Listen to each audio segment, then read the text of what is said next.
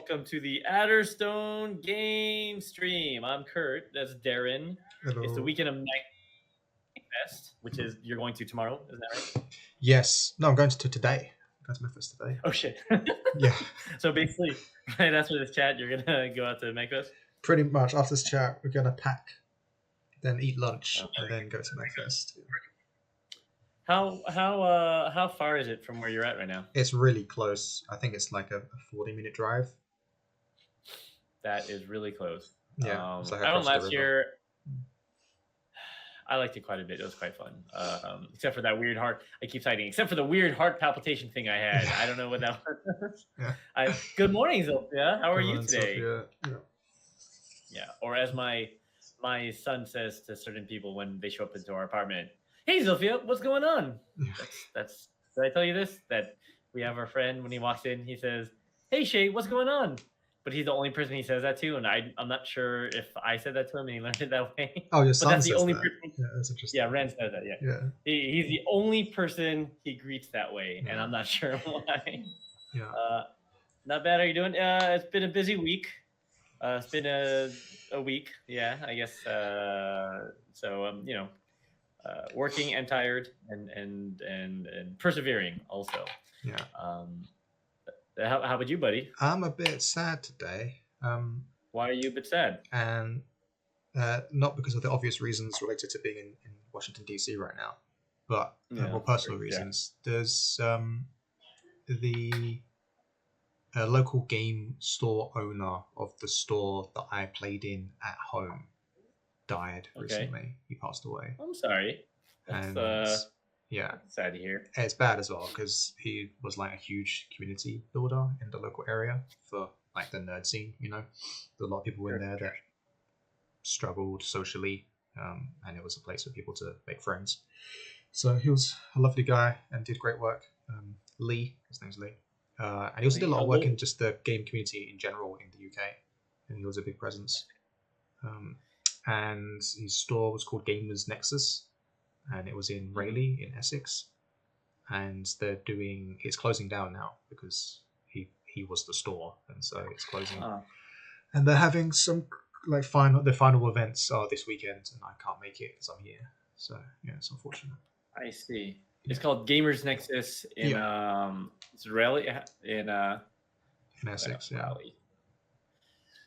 I'm looking it up right now. So shout out to Lee. Shout out to Gamerz Nexus. Thank you for what you did. Rest in peace. Definitely rest in power. And it's I remember I got into Dungeons & Dragons. There was a store called All Star Games, and the owner, Mr. Churietta, he was a middle school teacher, but he also owned a game store. That's cool. What a cool middle school teacher. He was my little brother's middle school teacher, actually. Yeah. For a year or semester or something like that. And I was there. I was a bit older than my brother, 2 years older. And yeah, we went to that store every weekend for 3 or 4 years. You know, playing Dungeons & Dragons, Magic the Gathering, Legends of the Five Rings, Doomtown. And then after he passed away, his wife passed away shortly thereafter, and they had to close it up. And it's just one of those things where like there's nothing that can be done about it if there's not the resources or someone to open it. But it's just some of my best memories are from that game store, and I remember that shit. You know what I mean? Same. I have 2, I guess, great memories I'll share from the game store. No, 3, but I won't do the third one. It's just Magic related. It's just winning a game that you think you would win, kind of thing. Learning, appreciating the game. And the other one I won't share you. That's just a boring one. But there's a local celebrity who plays Magic at the store from a show called Big Brother. Shout out Mario. Oh, okay. And I didn't recognize him, but I recognized him, and we sat across each other. I was like, dude, I know you from somewhere. Did you go to my school? That kind of thing. And everyone around me was laughing as I was trying to figure out where I knew this guy from. It turns out I never met him before. Obviously, it was TV. I knew him from TV. But no, the store, the memory that I would really like to share is that so me and Kurt met in Japan while I was on the JET program, which is a teaching exchange program in Japan. That's also where I met my now wife, Jasmine, who obviously loved all the important people you met in Japan. Pretty much, yeah. We were going to Japan for just 2 years. Had a significant impact on the trajectory of my life in a very positive, Only profound 2 way. years? Yeah, I know, right? It's fucked up, isn't it? Yeah. Yeah, that is fucked up. All right, sorry, carry on. Continue. But so I finished university, I finished a master's in physics in 4 years, and then I came home and I didn't know exactly what I wanted to do with my life. And I decided that I wanted to live abroad for at least a year because it felt weird that I'd lived in the UK my entire life and hadn't lived anywhere else. So I just wanted to go live somewhere else. And then I ended up applying to Korea, China, and Japan, I think.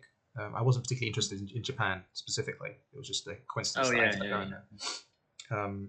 And the JET program is one of the things, and I applied JET program, and they didn't let me in. I got put on a reserve waiting list. So if someone else backed out, I would go in, but there's no guarantee, right? So I was like, okay, well that's done then. So I continue applying for Korea or Japan. Korea and China pretends that the Japan thing is no go, right? And I was playing Magic in Gamerz Nexus when I got a phone call from the British Embassy, essentially. And I answered the phone. I was playing Magic with my mates in Gamerz Nexus. I was like, yeah, hello. And they're like, hey, this is the British Embassy. I was like, oh, guys, shut the fuck up. And I was like, I walked outside because it was so noisy in there. And I was like, yo, hello. And they're like, yeah, so the guy in front of you, whatever, cancelled, and you're going to a place called Hifu. And I was like, yes. Sure. I don't know where that is, but yes. Okay, thank you. And then I went inside, and obviously I told everyone, and everyone was so happy for me. It meant that I was leaving, but everyone was still so happy. And I remember Lee gave me, big arm on the shoulder kind of thing. And so, like, forevermore, Gamerz Nexus is now going to be a part of my story, right? That's where I was when this happened, and other things happened. And the owner too. The owner too, and he's part of an event that straight up changed your life and got you to. Because arguably you wouldn't have designed Legends of Avallen if you hadn't gone to Japan. Oh yeah, 100%. Right? Yeah, all this is because playing D&D and then Pathfinder in Japan, meeting you, designing a Magic set for fun. Yeah, that's a big one. Yeah. Yeah, and then D&D 5 coming out, and me having played D&D 3.5 and Pathfinder and not liking 5 made me make my own game. So yeah. That's true. If you didn't have that group in Japan, you might have just played 5 like, oh, okay, this is fine. Yeah. Or not gotten into it or something. Or just gotten into it. Or it's interesting, man. It's just when I think of community spaces, they're such huge fucking labors of love. And it makes you realize that a community space isn't a space; it's usually a person or two people, right? It's not a place; it's people. It's one person exactly. made that whole space for so many people. Yeah, I'm running my jam session tomorrow night. Yeah, and I both love it, and it's a huge pain in my ass, right? Because I have to practice for it and all this stuff. But we do it because you never know, who's gonna come in there and meet someone else, or who you're gonna meet, and game spaces are like that, clubs are like that, music clubs are like that, and it's a beautiful thing. So, rest in peace, Lee, right? His name was Lee. Yeah. Lee, and I'm actually not sure what his last name is because on Facebook his last name is Singleton, and I'm pretty sure his last name isn't Singleton. That sounds like a card game reference. Yeah. It sounds like you really liked EDH.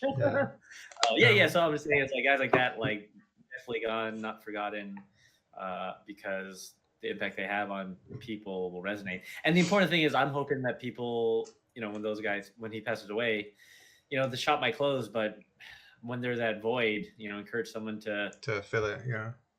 Yeah, I mean, it's hard. Running shops so hard, especially in these days, like in this day and age. But they're so important. So I don't know, man. It's tough. Yeah. So it's tough.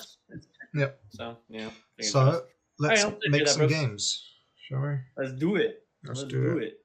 Okay. So today, can I talk about what we're talking about today, and then you can tell me if I'm wrong, and then we'll do that thing. Yeah. Sure. Today we'll be covering the secret section of the Pen of Ankh, the Ever Elder. Did I nail it? Yep, you nailed it. But first, we'll do a recap of the last week and stuff, because we have some art and things. Okay, let me go screen share for a second. Does that work? It does work. You get to see all the inner workings of everything. Okay, so art from last week. Oh, actually, first, I didn't check to see if there's YouTube comments. So, Oh yeah. You know what? I'm gonna do that now, side by side. No YouTube comments. Moving on. Yeah, probably, but I'm just still gonna check. Yeah, just in case. You never know. So if you're watching the stream after the fact, leave a YouTube comment on this one. Yeah. And you'll be sure to have it be read. Yeah. Just don't make it. You can make it profane, just not too profane. I think that's the only thing we ask. Yeah. There is no comments, but that's fine. We checked. Right. Go through on this one. Yeah. Put a comment on the next one. I got pinged a message on the Kickstarter. Are you checking the Kickstarter messages? Yeah. Because we should be checking that. Yeah. You did, right? Well, yeah, and this is a new one this morning, but I haven't got an email about it.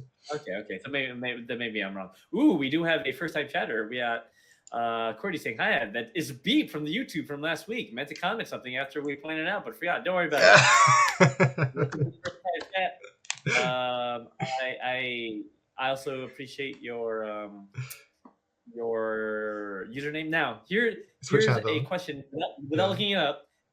Right before you share it, this is a quick quiz. Why do we use a QWERTY keyboard? What is the origin of the QWERTY keyboard? Do you know this?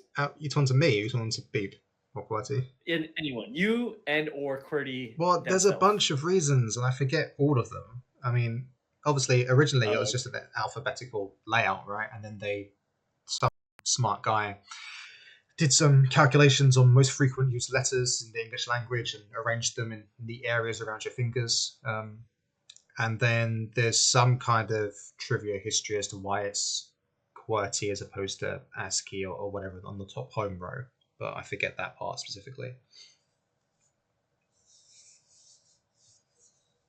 And Kurt's disappeared, so he can't tell us the answer. I guess it's joined. Sean's straight. Let's try again. Kurt, you there? Wait. Yeah. Am I back? Yeah, you're back. Yeah. Quite says, let's do common letters. Just go random anonymous usernames. Yeah, cool. Yeah. So this is. Well, sorry. Did you hear my answer? I did not hear your answer. Oh, okay. So my answer was similar to QWERTY's answer. That originally they were alphabetical layout, and then some smart guy figured out the most frequent used letters in the English language and then arranged them around the finger locations to be of convenience, and put some letters that are often together, like T and H and things like that, near each other.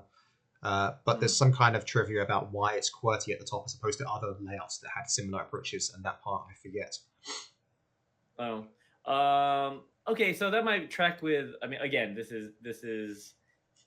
You can tell me something you read on Instagram now. That may or may not be true. No, that's not Instagram. I forget where I read it. It could have been Wikipedia, but it comes from the fact that I think the rare letters like QWERTY, QW, the rarest letters in this language are on the periphery.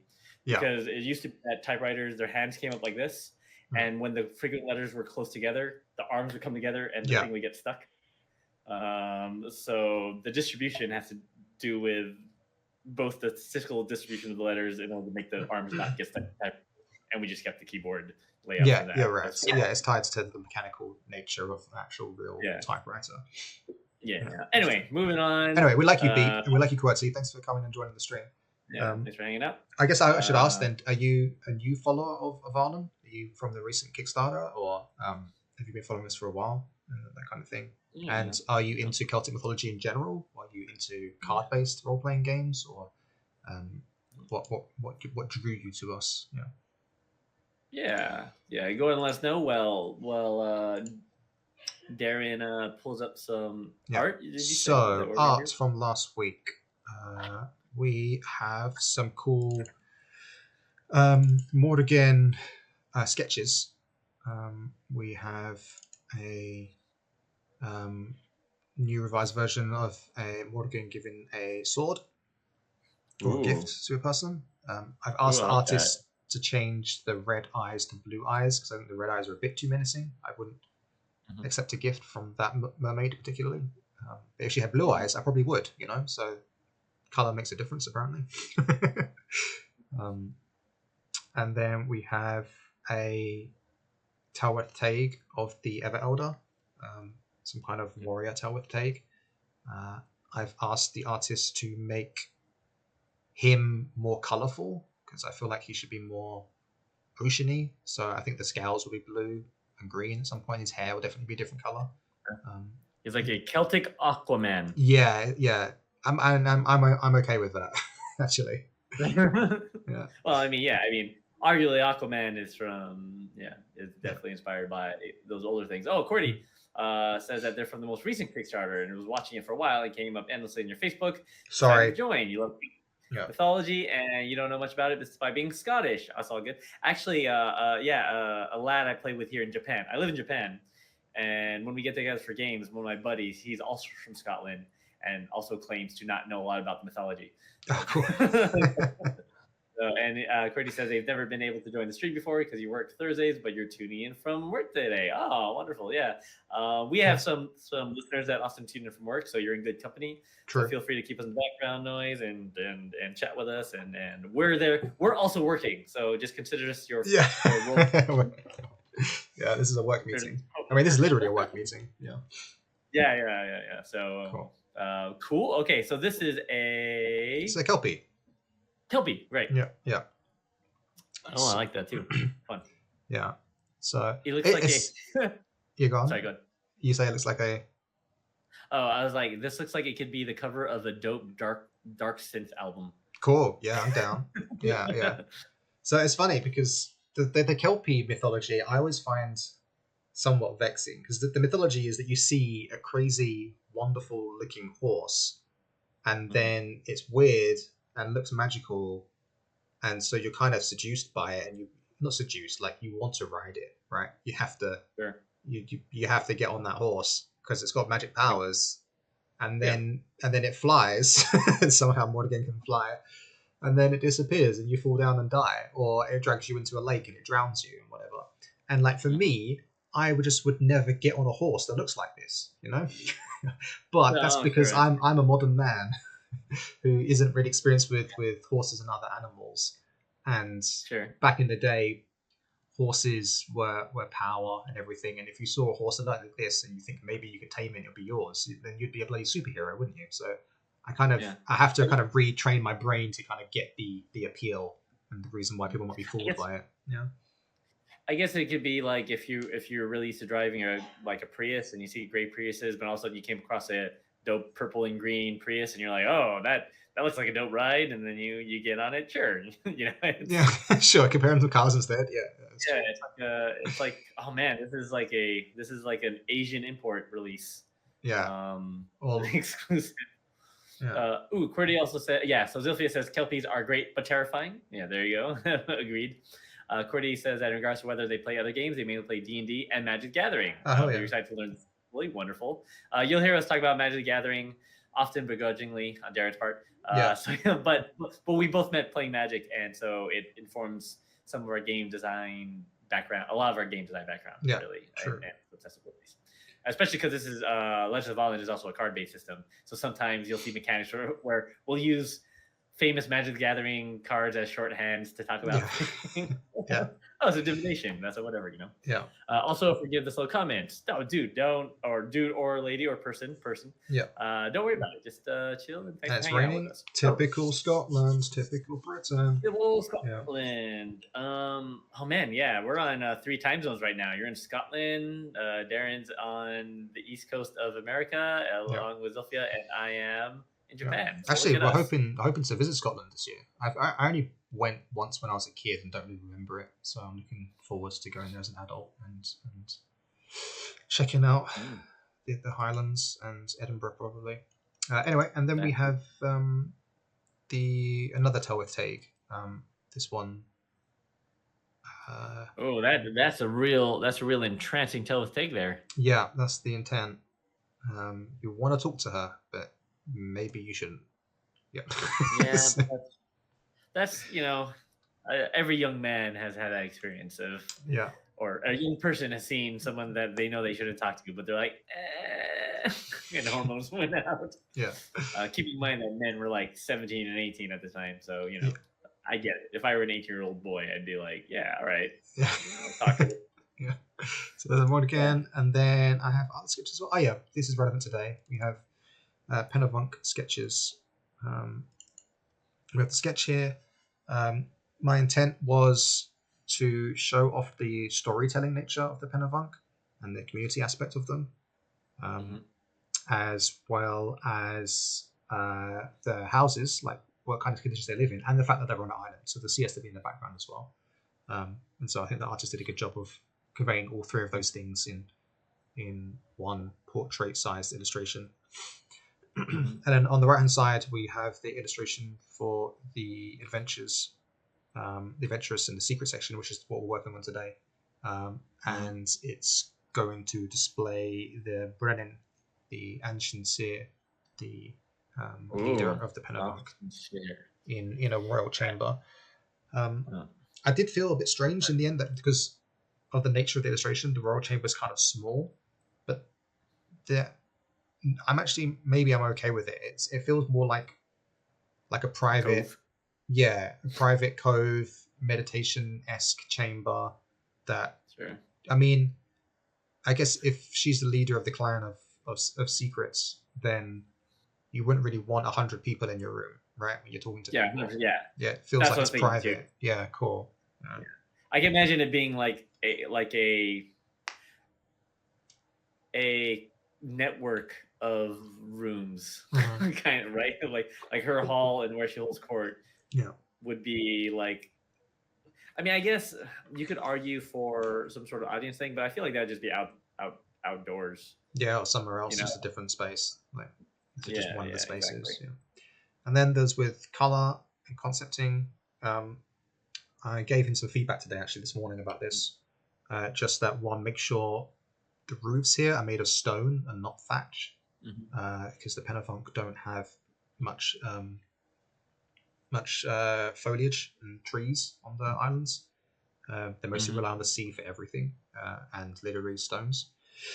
And then for this side, two things. One, it's funny how this works, because like if you look at the sketch and then I switch backwards and forwards, like you can see everything is exactly the same. And I mean that in a good way. It's like, well, the sketch is what has ended up doing, so you'd think there should be no feedback at this stage because I got exactly what I asked for. Do you know what I mean? But now we're at this stage. It's like, well, the guards kind of look like young boys, right? They look a bit pathetic. Let's be honest. Okay, yeah. So I was about to say, like, they look like they're wearing t-shirts. Yeah, a little bit. Like, for some reason, the tunic aspect of it, like when I look at it closer, it kind of comes out. Yeah, I mean, there'll be more. Go on, sorry. You said they look like what boys? Just young boys. The arms are just. They just look prepubescent. Yeah, they look pathetic. So I said to him, yeah. Maybe I should have said as well, like give them armor, but I just kind of want them to look stronger. I don't care if they're not wearing armor. I actually think it's fine if they're wearing clothes, especially if they're in a culture that regularly goes out to sea and things like that. I think heavy armor is obviously probably not the best of ideas. Do you think? Yeah. Do you think? I mean, okay. You don't think it looks too t-shirty? I mean, they're wearing t-shirts, yeah, I guess. So what you mean? They should, aren't tunics basically t-shirts? I guess so. Yeah, I'm just wondering if I imagine. Well, I'd have to look into. I don't have any useful feedback on that point without doing some research, I guess. Right. Yeah, but so my main feedback was just that I actually don't really mind what they're wearing as long as it doesn't look ridiculous, but I want them to look stronger. And then I also actually asked him that I kind of realized the ceiling is a bit. It's just a lot of the illustrations of the ceiling. It's quite empty, and it doesn't look regal enough in here. So I've asked him to put some coral or something of interesting color on the ceiling. But I don't know if that'll look bad actually. Now that I say it out loud, it's hard to know. Yeah. T-shirt, yeah. So it's obviously saying t-shirt tunics were a thing. Yeah, okay. So it could just be me and my t-shirt bias. I guess it makes sense that it's functional. I guess my other question is if she's is it too much? She's like holding court right now, right? She's like chilling on her throne. Well, she's doing something. I don't know about holding court. I mean, clearly she's not holding court. There's only 4 people in here, so like I said, there's some kind of. Well, yeah. So if she's chilling on her throne. I think you're about to meet her. I think in a private audience. I think is the intent. Yeah. Oh, I see what you mean. So Yeah. we are the person walking into the chamber to. Yeah. Okay. Yeah. All right. Yeah. I'm sold. Yeah. And then, as well as other art, I don't know if I'm going to show it because Chrissy has done some really awesome trowel sketches. Trowel are like Scottish trolls. There you go, Quetty.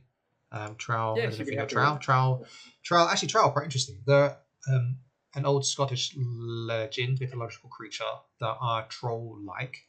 They're very interesting. I like them a lot because they have an affinity for music, but they're quite dim-witted creatures. They can't really make music themselves. So instead, what they do is they kidnap bards, essentially, and make them perform for them, which is really cool and interesting. They're likely derived from a similar root from the Nordic trolls. A lot of Scottish mythology and folklore shares traits with the Nordic and Norse mythology, likely because of a lot of boat trading and raiding and Vikinging, obviously. And the other trivia fact is that trowel can also be written as drow, and it is the same source of the name drow from Gary Gygax's invention in D&D. Now, obviously, his version of drow are pretty much completely different to the Scottish legend, so it's fair to say that it's his own invention, except that trowel can be described as having grey skin, and drow have grey skin as well, as we know, or at least they can do. So I don't know if he got that from the trowel legend. I'd like to think that he did, but no way to know. Yeah, I think it's pretty fun. A fun concept. I like it. Wait, so did you show the sketch? No, the sketches aren't in here, unfortunately. That's. I see. Yeah, I think Chrissy sent to me on Discord, and so they're not in the folder yet, so I can't show them. But that's okay. Yeah. We'll show them fun. Next week. Sure. Yeah, I like the bard kidnapper. The original music. It's the original Celtic music piracy. Yeah. Okay, cool. So now, one more thing to do as well is I wanted to check the to-do list because I forgot to update it at the end of last stream. And so where are we? So yeah, the rules for all of the Faeseeker abilities have got their first revision in, and I want to send out a playtest packet in the next few weeks, actually. So that people can look at all the abilities, and there will be a feedback form and everything. If people think things are out of line or a bit strange or they don't understand something, that would be invaluable feedback. And then where are we at? So Evermother is here, Everchild, Everstranger, Ever Elder. Where are we at with Ever Elder, Kurt? Started, yeah. Okay. Oh yeah, you're right. There is a started thing, isn't there? Yeah. In progress. Nice. Yeah. In progress. Okay, cool. And then there's also Avallen Secrets, which is where we're at today, and we are now in progress for the lore here. And I guess that should be flavor. I did that already. Rules draft. Yeah, kind of in progress there. Oh yeah, other news as well is that our cartographer from Against the Fairy Queen, she's agreed, she's happy to do the cartography for this book as well. So I'll be sending her a map soon as well. Yeah, that's great news. I'm very happy about that because I liked her work. I can show an example from the book, can't I? Yes. I have you can. Next to me, so you can see this wonderful volume, which QWERTY might be getting. Is that right? Am I wrong? Possibly, depending on your tier level. True. Yeah. Oh, you're in. Yeah. She did. This is her work. Yes, if I'm not mistaken. Should be, as long as it's not the map on Avallen, it's just a map. Yeah. The stuff. This is the Pen Lands. Oh yeah. That's her work. Yeah, that's good. Yeah, she did very good work. So. Yeah, and it's also interesting because this time, by the nature of it, which you'll see in a second, I think I'm gonna give her a lot more freedom for those maps. It very much was I drew a sketch and said, like, I need things to be here because this is an adventure and has a structure, and it's important that the dungeon is laid out exactly like this, and this object is in this room for because it's a dungeon and we need this key to be here, that kind of thing. Whereas for these ones, because these are adventure sites that serve as inspiration for GMs to make their own adventures, there's no planning in it for me, except the fact that it should look like a map of this kind that would be useful for GMs to make their own adventures. It should be inspiring instead of being precise. Right. So basically, instead of last time when it was very particular, this time we're going to try me giving her some ideas and then her come up with her own maps, basically, which is great for me because it means way less time spent planning maps, which was a lot of hard work for those adventures. Means I can spend time doing other things, which means the book gets made faster. Yippee! Yeah, so, we'll see how that goes. Cool. No. Cool. And these are the maps that'll also be on the printouts, right? Large... exactly. Yeah. Cool stuff. Yeah. Okay, so starting. So the section we're now moving on to working. So we previously did the Faeseeker abilities and how you might worship the fairy courts of the gods to gain their favor and their powers. Now we're moving on to the GM section, which involves secret lore and how to make adventures in Avallen. There are two larger sections. This one is for the clans of Avallen, so the mortal world, and one is for the gods of Avallen in the other world, in Anu. And we're starting with the clans of Avallen, and specifically we're starting with the Pen of Avanc. But before we do that, I wanted to go through with you, Kurt, the layout that I've come up with for the section, like what's going to be in the section and what structure it might have, to see if you have any feedback on it. Okay. Or any thoughts. Shall we just go through? Yeah. Because I'm sharing your document on. I mean, I could pull it up too on the Google Drive, but I'm just kind of. Yeah. You can look at it on the stream. That's fine. Okay. Yeah. So introduction to clan leadership. What are the main factions of the clan, and where is tension and unity? And then, e.g., faction players might work for or against. Faction 1, description, location, main purpose, and secret agenda, if any. Faction 1 leader, who are the most important figures in the clan? What are they really like? Contrast rumor set out and player clan info. What secrets do they have? E.g., fans, people players might meet. Yeah. Actually, I want to look for I do want to see this document for later too. So sure. Hold on, let me. It's under Avallen secret, yeah. Yeah. It's the notes. And we're looking on 3.1. What is it? Or this 3.0 notes. Yeah. So I put the generic layout in the notes section so that we can copy and paste it in other places and just have it there. I'm looking at 3.0 notes. Got it. Yep. That's your. And then that's repeated for a bunch of other factions, I suppose. Okay. So when we put the leaders, are they going to have stat blocks or no stat blocks? Is it? No, I don't think they'll have stat blocks. I actually consider that. I mean, not that they need to. I was just wondering whether or not that's the thing. So it's just descriptors, yeah. Clan relation, I think, has been so. Oh, Kurt, why did you say that? Now I'm thinking about it. Yeah. I mean, again, that comes from my. Yeah. Whether to do or not to do. Yeah, that's a good point. I'll consider it. Yeah. Oh, we got another chatter in the chat. Oh, first of all, Query says, me and my friends will definitely be making good use of the playtest packet. Awesome, good, thank you. And then Mary the Potato says, hey, hello, Mary the Potato. What up, Mary the Potato? Is this a Mari that we know or a Mari we don't know? Yeah. In IRL. And so if don't know, how did you find us, I guess? How did you find your way to Avallen? What interests you about it? Wait, is Mari a first-time chatter? I don't know. I'm not sure. Oh, first-time chatter. Oh, you're good. We are good too. We are making a game, making stuff for a game. We're chatting with people. Okay, well, then keep your identity secret because we're talking about the Everelder right now, who is the goddess of secrets, and I think that's very important. Yeah. Don't dox yourself. Yes. Basically, Everelder is the goddess of not doxing yourself. Yes. Yeah.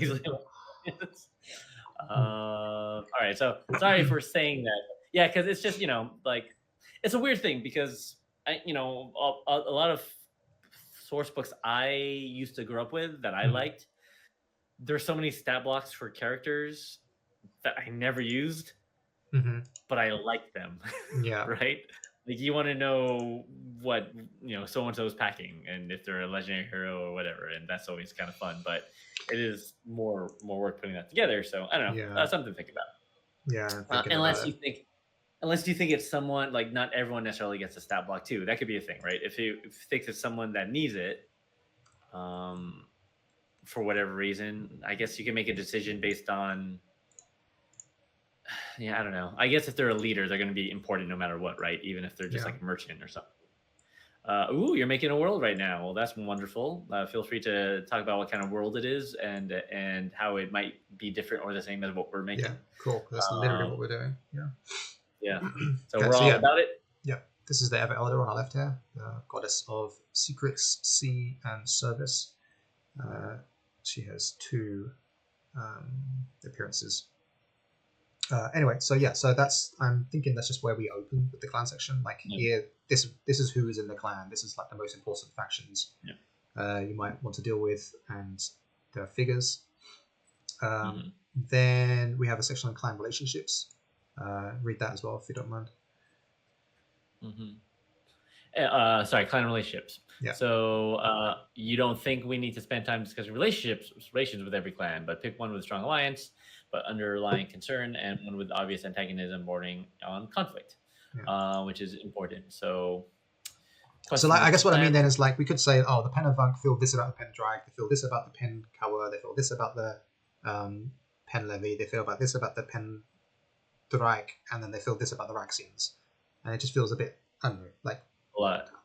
Yeah, it's it's better to have their ethos and then extrapolate from that how they might feel with others. Yeah. But I still think it's important to mention something about particular clans, right? Like, so we have one that's a strong alliance, one that's antagonistic, and then forget the rest, basically. Yeah. Ooh, we have a good question in the chat, and this is a question for you, Darren, which we've talked about on stream before, but on the question of stat blocks, it is something that deserves a little bit of chat about. According to that, they and their friend were looking through the bestiary in the rulebook, and they were curious how come there's no stat blocks for the creatures. Is it just because of the whole build your own thing, or was there some other reason? And what's the short answer, Darren? The short answer is give a man a fish and he eats for a day. Teach a man how to fish and he eats for the rest of his life. That was my design philosophy for the GM section for the book. Was that I didn't want to give you a stat block for a level 10 dragon, because then what if you wanted a stat block for a level 15 dragon or a level 5 dragon? And that I feel like that's the way that D&D does things, so they can keep selling you books. Obviously, I'm in the business of selling books, but I want my books to be as useful as possible. So before the bestiary, there's a whole section that teaches you how to make the monsters, and then the bestiary teaches you how that monster interacts with that creation system. I think it's quite simple. It's just pick and choose abilities based on what level you want the creature to be. But I know that I'm flying in the face of tradition that's been set up by D&D, and so this book is rectifying that concern or that critique that I've had from quite a few people that have asked, hey, where's my stat blocks? And I get it. Like, for a lot of GMs, they just want to play the game. They don't want to spend time making so much stuff, and so having stat blocks is super convenient for people that just need a stat block to go. And so that's what this book will be. This book will have a stat block for each of those creatures, but it won't teach you how to change them. That's now what the Legends of Avallen rulebook does, is teaches you how to modify the game, I guess. Yeah. And of course, the adventures, both the Care in the Borderlands, 3 books or 3 PDFs adventure, Care in the Borderlands, and Against Fairy Queen, they have stat blocks for all the creatures, both for 5e and for Legends of Avallen. Yeah. So, when you're using it, you can find these stat blocks, but every creature is a little bit different too, which, it's tricky, right? Because when you provide the stat blocks in your monsters manual, sometimes it just locks in like, oh, every goblin it sort of encourages meta gaming too, right? Yes. Like, yeah, I know. That's true. Yeah. Yeah. So, and that can be fun, but it can also be a lot really unfun and anyway, every group's a little bit different. I like that approach of the fish and teaching men to fish and so on, but I also understand the value of a good stat block. So yeah, exactly. Same. Book will have them. So so Madi also says that they have 50 pages of pure text about the world lore and not even halfway done. Yeah, we get it. Yep. We get it. this book is done over like 700 pages of stuff on Avallen or so, maybe 700 to 800 pages. So yeah, it's endless. So keep at it. And Cordy says, fair enough. They love the bestiary, but we're used to the D&D way of doing things, so we're a bit surprised. It's a very cool way of doing it. Oh, thank you. Yeah. And you'll get your stat blocks. You'll have things in this book that you're getting, but you also know how to make your own stuff, and that's cool. I think that's important. It's a nice feature. All right, so moving on. Clan. So you said, are we on clan relationships still? Yeah. No, we're finished there. So we kind of moved on, right? So we just talk about the ethos, and then from that you extrapolate how they might. And then that's everything for the lore of the clan and secrets. So all of the clan secrets will be in those two sections, essentially, talking about the factions and then talking about clan relationships. The rest of the chapter is stuff that I feel was like contextual and not necessarily specific. These are ideas and plot, hooks. Top points. That GMs can grab onto and use or not use, essentially. So this is the rest of the thing is now, here's how you can use what we told you to make your own stuff, essentially. So there shouldn't be any revelations in this section. Does that make sense? There should be revelations. No, there should not be. Oh, should not be. Oh, okay, I see. Yeah. So this is building off of some of the theme. Oh, I see. Okay. So, for example, the first section, quests in the Clanlands, should be talking about like what. So, if we're doing the Pen of Ankh, which we will be, is what kind of adventures lend themselves to the Pen of Ankh Clanlands, giving the culture and the way of life, right? And then we'll have a table of adventure ideas, just short sentences listing a whole bunch that people can roll from or draw cards for or just look at to give ideas. And when I say general themes, I really think this is just a paragraph. It's just a paragraph, and then most of the information is in the table. And again, it's giving you a feeling. It's the table existing, giving a list of ideas gives you an idea of what kind of things are going on here, right? Right. Then plus typical environments with hazards, like what kind of places and obstacles people might come across in the Pen of Ankh Clanlands, and then a table for that as well. You go on. So the important part about this is that since each clan is going to have it, there needs to be enough specificity and granularity that it feels like those adventures can only happen in those clanlands. Yeah, right? Exactly. And not can only, but are obviously more likely and relevant to that clanland. Yeah, exactly. Got it. Okay, so this would just take a bit of brainstorming to make sure that they're differentiated enough, right? Like, there's not going to be so if this is for each of the clanlands, is there a more general one too, or no? We don't need to do that, right? No, like it's going to be pinned to specific clans. Okay. I like this idea. So, sorry, go ahead. So this is what we'll be doing on streams as well. This is what we'll be doing in a second for the Pen of Ankh, and then next stream we'll do it for the Pen Durak or whatever, and then Pink Hour, brainstorming ideas basically. Yeah. And so the idea too of adventure hooks that make your favorite clan villainous is fun and valuable. And then also avoiding just like putting the same evil druid trope in every clan, right? Yeah, exactly. Yeah. We have to challenge evil. But I mean, I don't mind putting an evil druid in every clan as long as they're different, you know, as long as different motivations.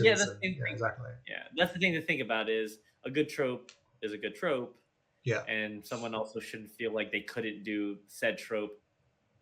Yeah, we just have to as we're shaping it, just making sure that it feels good. Yeah.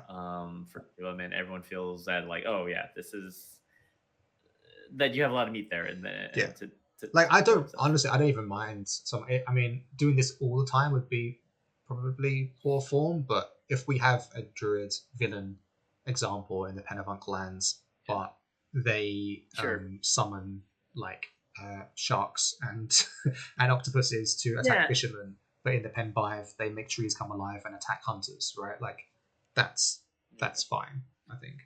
Yeah, because the question is, what does a Pen Afanc druid villain look like? What does a Pen Levy druid villain look like? Exactly. Yeah, they're different feelings and different flavors. Yeah. Yeah. So actually, maybe that's a better place to start in some ways, right? Like, and then we can sort of prune from there, right? Yeah. Like just have a bunch of ideas. Yeah. Okay, cool. I like it. I think it's so. I think it's one fun. thing question I'm not sure about is like campaign ideas in Clanlands. Like, should we also give ideas? Like, if we've done ideas for like individual quests, should we give ideas for like a bigger story? Yeah, I think so. I think, but I do think that would come after. That would be the last thing you talk about, right? Because that's like a big idea.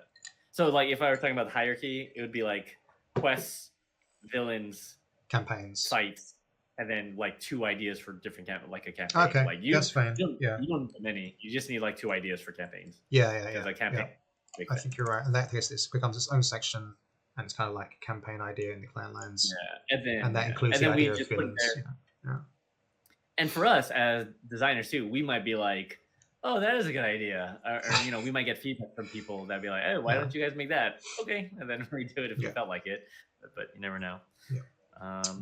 But then, speaking of campaign clan members as villains, this was taken directly. We did a whole stream about this, about how this section might work already. So I went back and reviewed that and our notes on it, and we had some really good ideas. I was very happy with our production in that stream. It was good. Basically, good job, yeah, exactly. Good job, us. It came down to like, what is the clan's beliefs taken to an extreme, and then also then what are their grievances. And the beliefs taken to the extreme thing is, I feel like something that GMs could come up with themselves as well, but still we should give them ideas for. But then grievances, they're direct law things. Actually, I lied to you earlier when I said there should be no revelations in this section. I think that's actually not true. This section might have some revelations into it, but this is going to be actual law of reasons why the Pen of Arc clan is really pissed off with the Pen Buy, for example. Yeah. And then, God, sorry, I keep talking. You should talk for a second. No. I'm saying, so in terms of grievances, these can't like when we're talking about the relationship between clans and factions and other clans and factions. Yeah. I feel like this is where it really takes shape, right? Because then you're saying that so and so from the Pen Drag feels this way about so and so for the Pen from the Pen Cower or whatever, right? Yeah. And then that's adventure thing rather than I like that. It's important and it will be usable. I hope. But okay, so does that means that basically whenever we use characters for these grievances, almost always, would it be always like they should reference? A lot of them should reference the sort of main players that we noted. Oh, good point. So actually, I considered it more of like a general grievance of like the clan against other clans. So even no, that's still true, isn't it? Even members of if one person is pissed off with another person, other members of that clan can still be pissed off with those people because of what they did to their leader, right? So it doesn't have to be personal, is my point. But I think being personal is still okay as well. Yeah. It could be a larger political thing. Yeah. But I mean, that means that if we introduce someone else that isn't like a leader of a faction, that's just like another person we introduce if that's what the idea calls for, right? I guess we can do, yeah. But if that's the case, do they get? If we end up doing stat blocks, do they get? No, shut up. Kurt, please. Yeah, I'm not saying we do it. Again, this is just me spitballing. I'm just saying I don't know. But yeah, we actually had a whole stream on this, and we had a good discussion there. So I'd actually encourage you to go back and watch it. Actually. Okay, send it to me later. This is all tread ground, yeah. Okay, cool. All right. Well, we don't have to get back into it, but sure. Yeah. Please. I'll look for it, or if I can't find it, I'll ask you about it. Yeah, and then a similar another table of generic villain ideas, and then also there should be a discussion of the monsters that are found there as like non-sentient, I guess, villains or villains that have less of a purpose, but you know, not necessarily villains, but creatures that can get in the way, and then a similar table of those creatures, I guess. I guess when I say discussion of monsters, I mean just like maybe it's just super obvious, like water-based, blah blah blah blah blah. Like, you don't have to list them all. It's just like water-based creatures. Etc., and then the table actually lists the monsters, right? We might not really just need to say much, really. The table might say everything. Then, yeah, as you said, after that, we should do quests, then villains, and then we should do campaign ideas, so that's fine. And then we go to the adventure site, which is the more rulesy section. Beginning with context of the adventure site, like why is this location frequent? So I don't want these to be specific adventure locations. These shouldn't have a name to them. These should be locations that you might find frequently in the clan lands, such that a GM can take that idea and put it anywhere that they want and find it useful. So yeah, context of the adventure site. Why is this location frequent in these clan lands? And then why is it adventurous? Quick comment. Haunted Hayden is raiding with a party of 5. Well, we're getting raided. Welcome after hours with T1BG. And the guide, Lightning Bolts, welcome. We're designing games. Welcome, Haunted Hayden, with your pumpkins. Thank you for raiding us. I've always wanted to do this to someone else, but I don't know how. I haven't figured it out. We're bad with Twitch.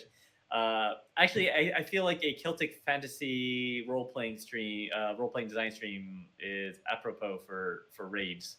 So True. So, as is tradition, I should say here, Haunted Hayden, hope you had a great stream. What do you guys get up to? What do you do on your stream? Tell us. And tell over us. here, tell us what you're about. Tell us your thing, and as long as we're, it's family friendly, then we'll give you a play and put this on YouTube. Yeah. So we are currently working on a Celtic inspired sourcebook for our game Legends of Avallen that's also compatible with 5e that we crowdfunded recently, and we are the designers, so we're literally making it on stream, and we're currently discussing a GM adventure section that inspires you how to write adventures for a particular clan in our world. So what have they said? We're just getting lots of emoji spams. Oh, I like that. Yeah, I appreciate the energy. Yeah. no information, just emojis. I'm fine with that. All right. Cool. Yeah, I see the headbangers. So I'm playing my pink guitar with Chrissy's art on it. Nice. To, chat with you guys. So so villains and adventure sites. Yeah, so the adventure sites need to be, like you said, they're going to be generalizable. Yeah. So we're going to get Haunted Hayden says that you're a homebrew dungeon master and you also play video games. And this last stream you did a little podcast where their friend and you watched the Oscar nominations. Oh, cool. That is a lot of different things. Yeah. That's fun. So when you do a homebrew, what kind of homebrew do you do? Is it medieval fantasy? We're doing Iron Age fantasy. That's kind of what we're working on right now. I guess I could show off a little bit. So like we make Legends of Avallen, which is a Celtic mythology in Roman Britain, Iron Age inspired role-playing game. We we also have a campaign book out that is compatible with 5e called Against the Fairy Queen. It's a huge 15-part campaign adventure series. Takes you across the clanlands of Avallen. It's very it took Darren a year to play. You played through the whole year? Is that right? Yeah, it took a whole year to play test the entire campaign. Yeah. And yeah. Awesome. So Cordy, keep that in mind when you write your first campaign adventure. Yeah. You don't know where it's going to take you, and it's just not loading. It's refusing to load. That's all good. Is it playable online? If so, how can one engage with it? That's a great question, Jim Laundry. It's and one that is developing. Sorry, go ahead. I mean, it's playable online, so that there's a PDF, but no, there's no VTT software applications for it yet, I'm afraid. Yeah, it is a goal. So with support of viewers like you, we can make it happen. So hit that subscribe button and make our VTT needs come true. Those things are. I mean, it's we looked at the pricing and they're very cool. It can be very expensive to implement, and we're very proud of it. But it's tricky, especially because it's both for 5th edition and our own system, which is like a card-based system.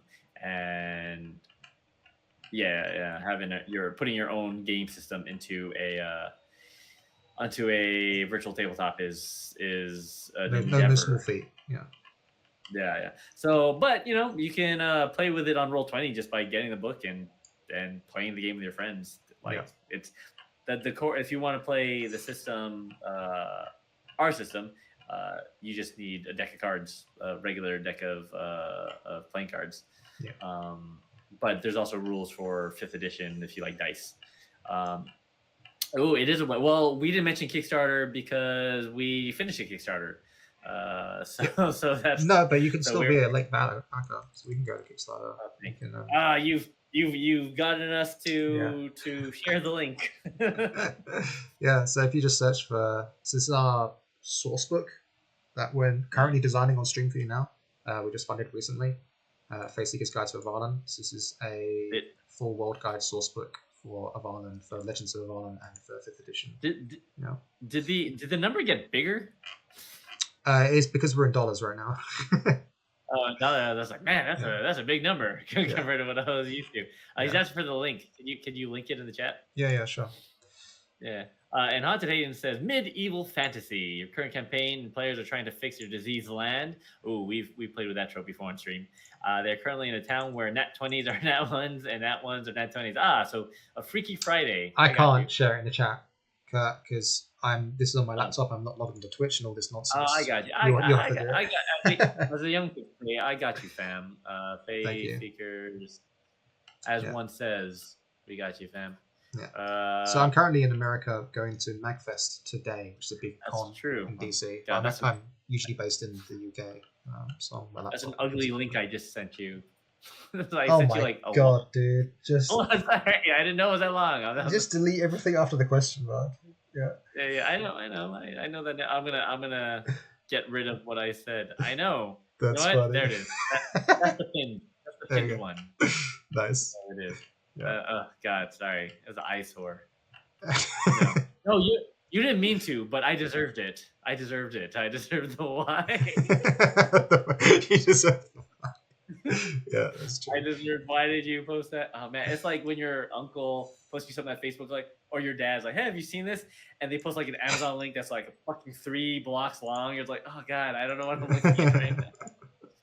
From Welly there. How far is where is Welly? Welly here. I don't know. Yeah, I don't know where Welly here is either, I'm afraid. Is that Wellington in New Zealand? Is that New Zealand? Yeah. Is that New That's Zealand? my first guess. There it is. I got New Zealand went cool. All right, we got it right then. Well done. Well done us. Yeah, well done you, I guess. You were correct in assuming that everyone would know what Welly is, and you were right. Yeah. We do. My girlfriend and I always talk about New Zealand because we're like, what's the best place to be in case of a world calamity? And we both agree it's New Zealand. So good on you. Good on you for being in the best places when, as this world you see collapses. So yeah, let us know if we can stay with you. Yeah. At some point. So yeah, this is a game. So you caught us in the middle of our workday, and we are working. Oh, you work for GGG and Meow for MSD. Oh, you worked for them. Oh, cool. I'm a big Path of Exile 2 fan. I've been playing that a lot recently. Oh, I see. Yeah. Man, there's so many. There's so many people who are good at Path of Exile 2, and I need to download that game so I can compete. Well, you just wait. It'll be free eventually, and then you'll have to download it because there's literally no reason not to. It's incredible that the game will be free at some point. There's so much. Fair. I will definitely be checking out. And Qwerty says, at least we're abroad and missing Storm Ewan because it's already pouring down. Yeah, wait, does it rain more in Ireland and Scotland than it does in the South? Is that the weather? I think so, yeah. Oh, yeah. So it's like the Scotland, I imagine Scotland to be the British version of Seattle. Yeah, I think it's quite accurate. Is that apt? Yeah, I think so. It's like Seattle is Washington, so man, I want to visit so bad. So we are designing games. We are designing stuff to get us back. Actually, on I think track. we're gonna move on now. So don't worry about the adventure part because I've got most of that covered myself. Okay. And it's gonna be maps. So it's kind of obvious. So here's the fun thing. If you're in the chat, the fun thing about doing the stream is you could just throw out ideas as we're talking, and it might make it in the book. And we're like, oh yeah, you said that. So if you want to contribute to a book that many people will read across the world, then this is your task to throw it in. But of course we are the ones who choose whether or not it gets in. So we are the arbiters. So now, if you go to the Afanc secrets, you'll see that I actually already brainstormed a whole bunch of ideas. Yeah.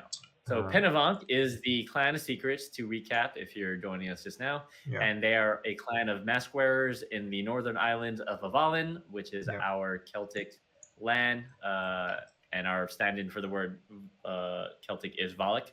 Yeah. So we are talking about the secrets. So actually, I can bring up a map of Avallen here for people. It's actually based on a Roman map of Britain from the time period, which is why everything's a little bit wonky. We have the Rexian Empire down here, which is our Roman stand-in. And then we have 5 clans of Avallen, the Pencawer, Penbaid, Penlevy, Pendraic, and Penavanc up here. And each of them are kind of inspired by different cultures and tribes of Celtic origin in the British and Irish Isles. The Penavanc are the ones that are most Irish inspired, but and some of the language they use is Irish Gaelic as opposed to Welsh, which is what makes up much of the other areas. And the Penlevy are somewhat Scottish and use Scottish language and ideas for your interest, Qwerty. Like Albion, yes, yeah. I mean, I can't say exactly like Albion because I don't know as much of that stuff, but we're definitely more Iron Age focused and slightly more historical, but also ahistorical in that, yes, the other world exists and there's fantasy and magic and all that kind of fun stuff. Yeah. Albion, I looked up the etymology of Albion, and that comes from Scottish Gaelic, right? I mean, I guess there's Albion in Welsh too, but specifically you chose Avallen because it means Isle of Apples with like Welsh roots, right? Is that so Avallen is the old Welsh word for Avalon. So it's the Welsh word for the mythical land that King Arthur went to for healing when he was wounded. Yeah, so they're all old words, and obviously all have like similar origins because they all sound very similar. yeah. So Albion is definitely an old school name, and Avallen is too. Wait, so, we're all is Albion's the old name for Scotland, isn't it? I think. I'm just being sorry. I have so many words in my head. It's supposed to be a alternate for Great Britain. Oh, in general. Yeah. Right, Albion. Okay, yeah, Albion. Albion. Yeah, sorry. So we're very interested in this stuff too because we like Iron Age mythology, and so we're doing our best to draw from a lot of source material to inspire. Yeah. There's still invention because we're writing. Oh, he's right. Look. Yeah, here's the map. Yeah, yeah, they're bang on. Yeah, it's funny because I've been working on this now for 5, 6, 7 years. I forget the stuff that I looked at when I created the world. And it's been so long that some of these things apply, but yep, you're 100% right. It's right here. This is what the map was based on. Oh, there you go. So your map was also based on Albion. So there you go. Yeah. I'm not sure. Yeah, exactly. There's different Roman names for Britain at the time. And Jim Tan says that they made a game called Global Domination when they were 12. Ooh, was it like a Risk-style game? That sounds like a fun, the kind of game I also would have messed with when I was a young man. And based off the Reader's Digest in 1990. Well, what happened here? I lost the thread. Oh, based off the Reader's Digest dictionary from 1993. Ooh, man, 19. You're one of the old guard that remembers old magazines. I hope, like me. And you played a Civ 1 and didn't have a PC. Yeah, I remember those games. A quick side note: one of the first games I designed as a kid was like a MechWarrior style game because I didn't have the books, but I saw an ad for it, and I designed stats for like chonky looking like robots and try to force my brothers to play with me. Cool. But yeah, it's we do what we got to do back in the day. Mm-hmm. Back in the day. All right, so very cool. So we are talking about specifically the Afanc Lee secrets. Yes. Okay, hold on. I'm looking for right here. Now, okay, so that means that so I was really excited to talk about the Afanc Court of Whisper secrets, but we're not chatting about that now. I mean, actually, we are. Yeah. Well, okay. I guess we are. Okay, I guess we are. All right, so lead me through this. So we're talking about the Afanc. So I wrote down some idea brainstorms to run past you, basically. Yeah. So yeah, you should read it if you can. If that's all right. Okay, so faction 1 is the royal household. So the Afanc Brennan secret. Oh yeah, this is a big one. So before I read it out loud, I think this is a secret that we've had since the beginning of the book. So this is a big spoiler alert. So if you're a player, cover thine ears. Yeah. Or This is a secret 6 years in the making, I think. Yeah, this is an actual secret. And hot days at 10 a.m. for them, and you've been up a while. Have a great stream. Oh no, thanks for joining us. If you gotta go, you gotta go. But join us again. We stream the same time every week. Basically. So come on by at whatever time it is. Thank you for rating. I'll have to check out your stream as well. Yeah, much appreciated. Yeah, please, yeah. We'll follow. Let's do mutual follows. So, Royal Household, Penavonk, Brennan Secret, send Lassus Penavonk all over the mainland as spies, and the Penavonk Brennan sell information to other Brennan and leaders. And Darren is starting to think that rather than Ever Elder literally being the Brennan of the Penavonk, it's slightly more obscure than that. The clan chooses a young woman to go through a ritual, and she basically gives up her mind soul to the Ever Elder, and the Ever Elder takes her body and uses it to rule. Yep, I like it. Cool.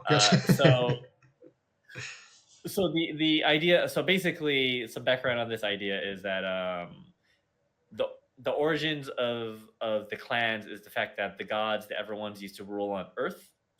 And part of the Ever Pact, they created basically civil wars, trying to steal and kill each other's followers so they can gain and fluctuate power in relation to each other. And the Ever Pact basically meant that they would keep their kingdoms in the other world, Anun, and not interfere directly in the affairs of mortals, which is the purpose of fairies. Fairies are able to do that and bring mortals to Anun and the courts of the Fae. But the gods themselves should not be able to enter the world. Yes. Yeah. But the big secret is that the Ever Elder is skirting the spirit of the rule, right? Yeah. Finding a few loopholes to jump through, and she's pretty much directly been ruling the Penavonk clan for hundreds of years now. Yeah. So she is embodying a new sacrifice every year or every generation. Yeah. And basically, she is what do you call it? John Malkoviching. Do you know that movie, Being John Malkovich? No, not exactly, but yeah. Carry on. If you this is a movie I recommend, Being John Malkovich. Watch it at some point, everybody, because it's fucked up. But yes, she is being John Malkoviching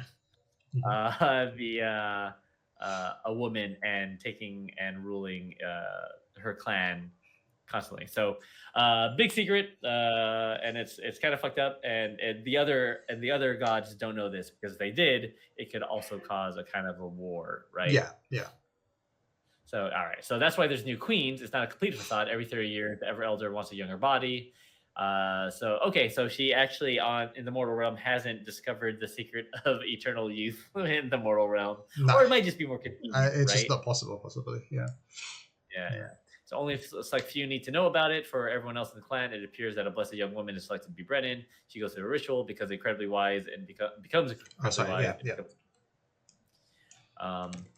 Or the queen is often meditating or asleep, but really her mind is absent when the Ever Elder is paying attention to other things. Okay, so basically you're saying that the Ever Elder has her mind in two worlds at any given time, and her.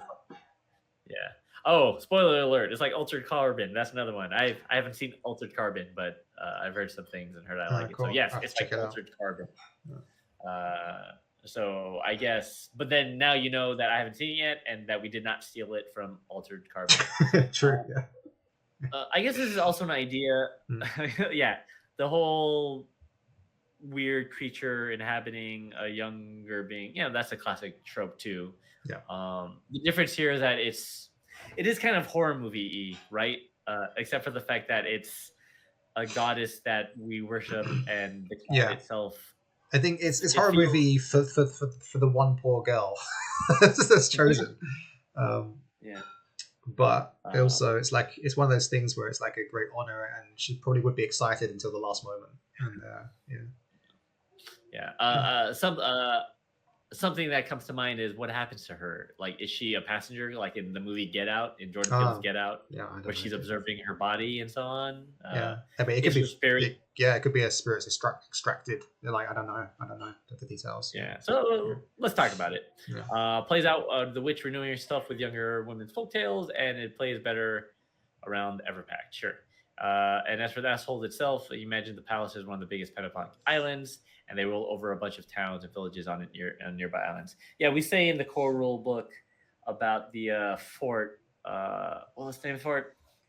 That it's like the northernmost island. Shia Chanshin Shia on the northernmost island. It has like a huge wooden palace that reaches out over a cliff top, I think is what we say.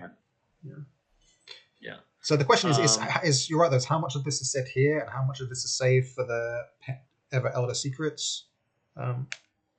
Like we could, like I don't know, we could say in both places, or we could just say here that women's selected, and then she kind of her mind changes, and then we do the full secret in the Ever Elder section. But it's like, well, why are we being obtuse? Why are we being obscure to the GM? The GM should know all anyway. So yeah.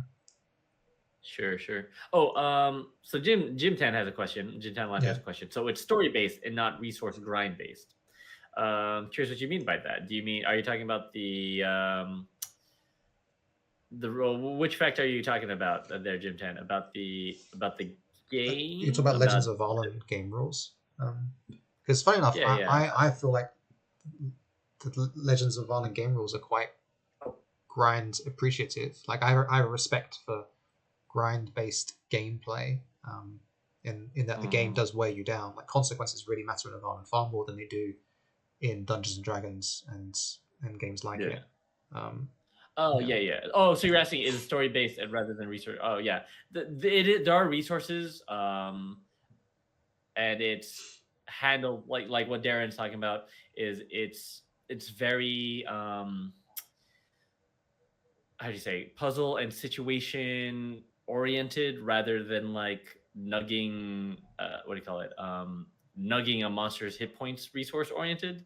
A good example being that when you fight a dragon in certain styles of Dungeons & Dragons play, they have like a bunch of hit points and you're all taking turns to kill it and deal hit points. But in Legends of Avallen, the bigger goal is to sort of overcome its armor and have critical successes to defeat it with a well-coordinated set of attacks, and which is so it's a bit more problem solving in a lot of ways. Yeah, I would argue that the question,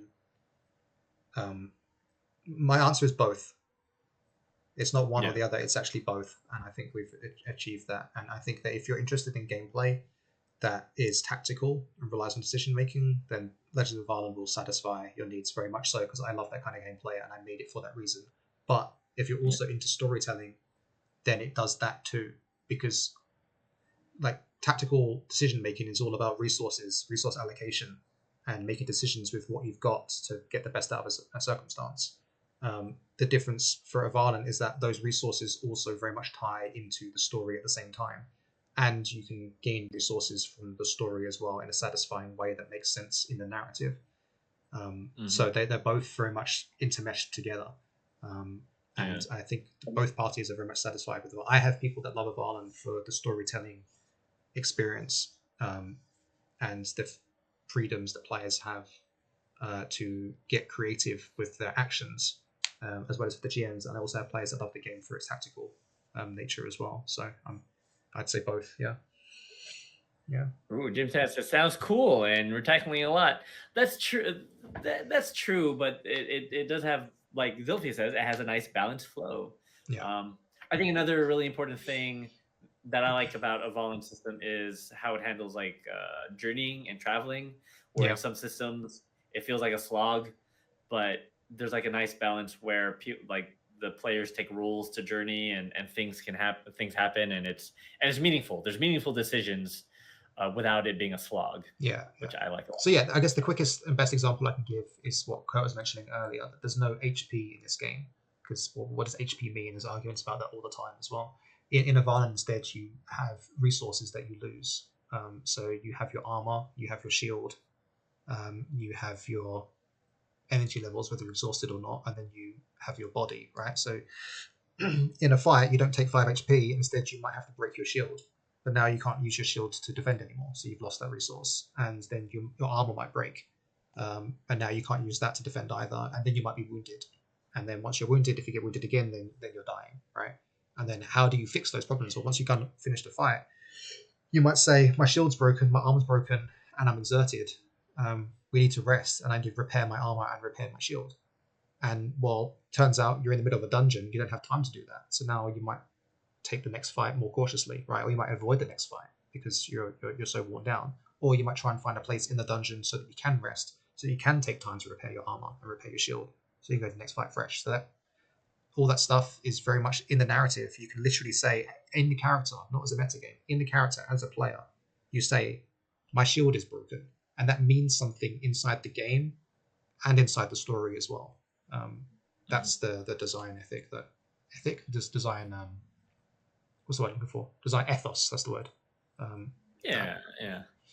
Now, Jim Ten's also saying, you were asking about kind of pick your path. Actually, there is like a lot of path picking. Like the way the class system works is really cool too. Actually, you basically start at 0 level, and you have like a profession, like you're a priest or a scavenger or a merchant, and then when you sort of meet your calling, you choose your first level. Either from a Reaver, which is like a ranger, roguish type warrior, a warrior, a mystic, or a mage, right? So spellcasters and warrior classes, and from there you can pick a legendary path, so like a druid, a feely, like a legendary type bard, a gladiator, etc. So you have like 3 classes that sort of like layer on top of each other in terms of paths. So that's one of my favorite things about Avallen, actually, because then you're not just like, I'm only a warrior. You're like, you follow your character through this journey, and everything informs how they act. So anyway, please check out the book because we're fans of it and we're making stuff for it. Good question. What's your estimated market? I don't know. We had. I don't understand the question. What does that mean? Estimated market? We have 600 backers on our Kickstarter, and Darren's going to MAGFest tomorrow, and you sell tons of books at every convention you go to. So right, you mean market. Just like every other role-playing game, we're a small company. It's us. Yeah. but we're we're making a go at it and making stuff up. So the market is growing for our book because more and more people are discovering it, and we're grateful to it and working hard to make more and better stuff for it and have people join our community. So I guess that's the general answer. We don't know the exact number because we don't have the resources, speaking of resources, to get an exact estimate. Yeah. No, thank you, Jim Tan Laundry, and thank you for joining us. Speaking of resources too, we're getting close to the time resource because I'm in Japan and it's 12:18. So we could tackle one more. Do we have another thing? Well, let's just go through the other 2 factions quickly, I guess. Yeah, cool. So faction number 2 is another tribe, and the Afanc need a bit more depth. There are Brer who ruled many other islands. So we're looking for another faction. Yeah. Do you think there's a faction that maybe they rule the south? Well, read what I've written, Kurt, and you'll all wait. Am I not reading the right thing? Yeah. You just said read that. Yeah. Okay, I'll read the whole thing out loud. Yeah. The Afanc need a bit more depth. There are Brer who rule many of the other islands, so there must be one who rules over the second largest. Could be good to shine a spotlight on them. Maybe they rule in the south of the island chain, like Nok Nafili, and maybe Kwan Nasinser too. So how do you pronounce that? Is it Shinser? Yeah, Shinser. Yeah, that's right. Yeah. Shinser, yeah, too. There's a lot of power and wealth managing crossing the Ko Isles, Ko Isles. Mm-hmm. So they hold a lot of sway with the other islands and the rest of Avallen. They are trade-oriented and have more earthly wants and needs compared to the royal household faction. And they represent the plight of the Afanc people, while the Brennan is always far more concerned with spiritual, otherworldly, and distant things, source of tension, etc. Okay, so I see. So you want because Sincere, the Ever Elder, is a goddess and actually is very much a cerebral creature. Yeah. You're arguing for a more material, potentially anti-Ever Elder faction. Not necessarily anti-Ever Elder, but just typical like the leaders aren't doing enough for us kind of thing. Yeah. Right. Do you think there's a case where is is there a case where there would be a tribe that discovered the secret or knows the secret of Read the Ever Elder? faction 3. Oh, there you go. So Arto secret. Oh, thank you.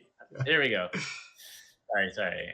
Let's do this. A popular story throughout. No, but that's sorry. I mean, the point is we're on the same wavelength, right? And we've got similar ideas, and I think they're playing in the right kind of space. So yeah. So Arto's secret, a popular story throughout Avallen, tells of a druid who was once the favorite of the Ever Elder, but was destroyed by the goddess herself when his obsession with secrets and the pursuit of knowledge led him to attempt a ritual to usurp her place as a god. Oh, I remember that. Yeah, this is a direct quote from the Legends of Avallen rulebook. Yeah. Oh, that's right. Yeah. I remember that because I think I wrote it. Yeah. After his failure, followers constructed Karn Arto, a tomb of giant stones, twisting passages and foul water to occlude the location of his final resting place. Legends say that his last words were a vow to one day return and resume control of his conclave. Oh, yeah, I remember that. It's fun. I can't recall if we discussed this already, but maybe Arto learned how the Ever Elder has ruled the Afanc for 1,000 years. I think that might have been the original intention, actually. Yeah, cool. I got assassinated. It could... So for 1,000 years through false pretenses, it could be interesting if Arto was trying to liberate the Afanc from the Ever Elder's tyranny, not necessarily usurp her. Of course, his story was corrupted by the Ever Elder. Now his knowledge has been buried with him, but there are a faction of Afanc people, druids, trying to uncover whatever he learned that made him fall from grace, believing that such a terrible secret would surely make a great offering for the Ever Elder. Am I mistaking the Ever Elder to villainous? Maybe I am, and that's fine. Yeah, I kind of like the Ever Elder being like a cold villain, like kind of like Brainiac type villain, where they don't think they're the villain. They're just kind of like doing what they need to do. Yeah. But from a certain point of view, that they're pretty fucked up. Yeah. So like it has to be the case because a being that lives for so long and has such a future thinking tendency and such an obsession with knowledge and secrets, there has to be some kind of disregard for like her people in the now, right? Yeah. I also see some sort of campaign. Like I kind of see a campaign in the future, or like for a campaign idea having to do with the Ever Elder in some way, where either they try to dominate Avallen, or they want more secrets, so they like get a raiding party and fucking try to take over Ataraxia or something, and they try to create the fall of Rome. Yeah, sure. By sailing. So actually, that was new as well. You kind of, I didn't say gloss over it, but the fact that you kind of moved on immediately made me think that it's fine. But the right at the top, Faction 1 agenda, send maskless Afanc all over the mainland as spies. The Afanc Brennan sell information to other Brennan and leaders. That's a new idea. I don't think we haven't discussed that before. It hasn't been mentioned anywhere. But it kind of felt natural to me, and can be a service they provide in a way. Yeah, there's that character in the Pendrag political adventure, who's from Afanc lands. Like, wasn't that kind of her deal, that she's like a guest and she's like gathering information for someone? Yes, I think so. Yeah. I forget what her name is. Yeah. But my part of the secret here is that they send maskless Afanc. She wears a mask. Oh, they send a mask. Oh, I see what you mean. So there's like, so they use. That is a new idea. Yeah, it's conniving, right? So it's the ninja idea. Yeah. Right. Like, it's the idea that they wear the mask normally, and they promote themselves as wearing masks. But when they want to spy, they just take it off and pretend to be from Yeah, exactly. Yeah. I like that. Yeah, that's a fun idea. That is the ninja idea, where you say that ninjas are all like in black pajamas and dark creatures, but really it's just like a nobleman who's like in your house. You're familiar with that concept, right? You've heard of that? Actually, I don't think I am, but like, I obviously immediately get it. Yeah. Yeah, it's the same concept, that ninjas were actually like the noblemen in the samurai period, and that's what the real ninjas were. Is a theory. They had the skill sets of ninjas in them, supposedly, but really that's what a ninja was, a fucking spy and espionage type person hiding in plain sight. So no, I love it. That is a very good idea. I approve. Cool, good. So I guess obviously there's more that I've done. There's ideas and places that I've written. But you can look at that in your own time, I suppose, because we're ending soon. But the point is, would you find this easier to then write with, or more difficult to write with, or is this useful? I think the most important thing is it useful for game masters, right? Even aside from writing, like, is this a useful tool?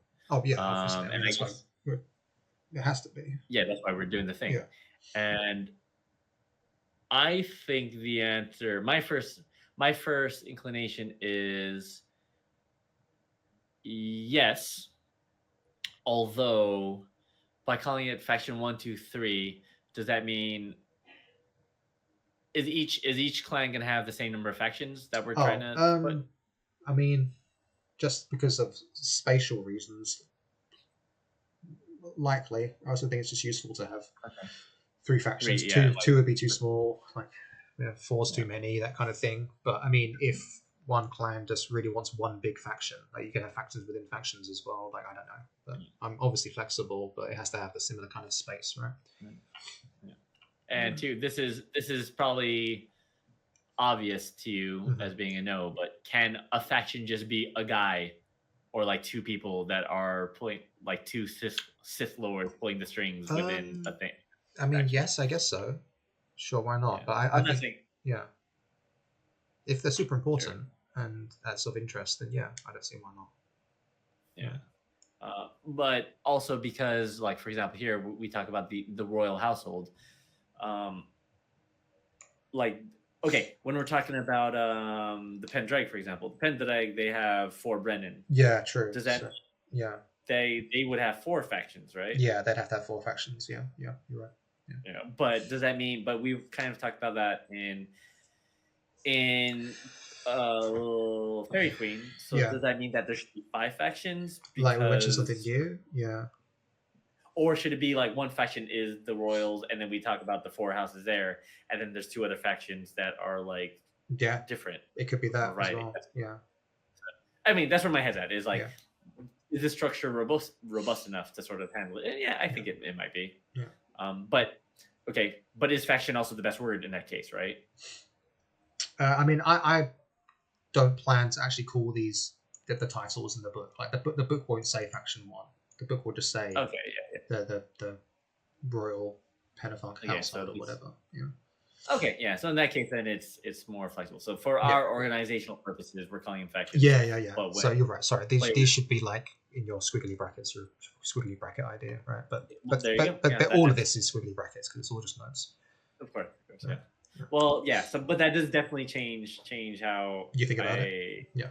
Think about it. Yeah, that's important, because when we just put faction, that feels like it should be a single group. But if it's like, again, Pendrag, where it's a category within the Pendrag, but we could talk about the 4 factions that are fighting, then that's that's more interesting to me. So okay, so yeah, it seems like it should work. So my intent is that like then next week, like, obviously I've done this ahead of schedule. I've brainstormed these ideas here to see what it's like, but then next week together we'd brainstorm the Pendrag, or maybe we'd have some ideas already written down and we discuss them on stream. And then so for the next week, ideally, we would be finishing out this section, right? We'd actually be writing it. And I'm working on the adventure site. That's what I'm working on. So that's what my job is next week, is to write this adventure site. Although I don't know if that's going to happen because I'm at MAGFest and I'm traveling, but I'm going to try my darndest when I get back. That's my objective. Yeah. I got you. I'll also have 6 hours in the car on Saturday because I'm going up to Tokyo. Oh yeah, cool. Thing. So I'm going to get some writing time in this weekend as well. Nice. On our ride up to Tokyo for 6 hours, 5 or 6 hours, or whatever the fuck it takes. Cool. Yeah. Okay. Cool. Well, thank you for joining us on our stream. Yeah. I am Kurt. This is Darren. Thank you so much to everyone who chatted with us in the stream. Right, we got Jintown Laundry, we got Zilphia, we got Haunted Hayden, we got Qwerty, we got Kurt. That's me. We had Bunkspot, who may or may not be human. We got Mari, the potato. I'm both looking forward and dreading the day where I can't say everyone's name who talks to the chat, but you know. Yeah. So MAGFest. Oh yeah. Also, if you're in the Washington D.C. area, please visit Darren at MAGFest. If you are and you haven't already got a ticket, you can't because they're sold out. So if you're going, you're going. Find me in the indie tabletop section, and otherwise, Actually, I do lie. So there is a reason to go if you don't have a ticket, and that is because it's in a big, huge hotel in the Gaylord National Centre, or whatever it's called, in the Maryland Harbour, National Harbour. And on Sunday morning at 10 o'clock, there'll be an orchestra performance of video game music in the atrium. And it's so big and massive that it's just part of the hotel. You don't need a ticket. You can just go and watch that if you want to, if you're into video game music and you're local. All 10 people watching this. I doubt it, but yeah, that is a thing you can do. Yeah. It'll also be broadcast live on Twitch as well, actually, I think. Check out MAGFest. Yeah, check out MAGFest on Twitch. There's also our friend Shaudo is performing on the main stage at 8 or 9 p.m. Yeah, 9 p.m. on Friday. Center time. So, I'm excited for him. Excited to see how that goes. I'm excited for you to play. Yeah, that'll be on Twitch as well, actually. Yeah, you're right. Yeah. Man, I wish it was there. Yeah. It was fun last year. It was a lot of fun. The only thing I didn't like was getting on a plane. Yeah, I know. And so anyway, enjoy. I mean, I'll be busy with stuff this weekend too. Chrissy put together costumes for us, by the way. Sorry, quick aside. And the costume requires me to show my bare chest and stomach, which I'm very cautious about. Yeah. Very self-conscious about, but I was like, whatever. Also, it's like, it's fine. It'll be fine. But you're wearing a mask, right? Embrace the Afanc. Yeah. That's true. I'll be channeling my inner Afanc, my secrets to having a cookie gut. Anyway, enjoy the rest of your day. Enjoy the weekend. Enjoy your work day, your morning, your evening, etc. Okay, goodbye, everyone. We're going now. That takes forever to say goodbye. Bye. It's over. I know, it's our fourth